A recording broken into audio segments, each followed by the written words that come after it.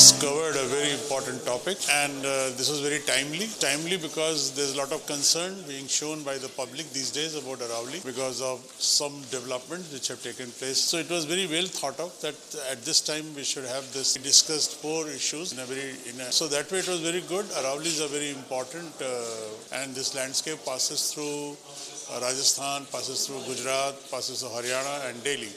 So therefore this is a very important area.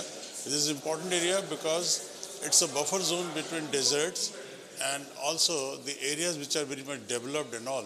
So this is a very important hill, this very important landscape, and this landscape has many types of forests, grasslands, wetlands, rivers. There are very important rivers pass through this.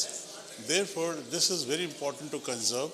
This is very important to conserve from the point of view of groundwater, which is required by everybody, the river water, surface water, and grasses, and wetlands and their ecosystem service. This is a very, very important landscape, important to conserve, very difficult to achieve it, and therefore this workshop has been done to develop some kind of a strategy for planning, for micro-planning, and also for going about with this whole conservation.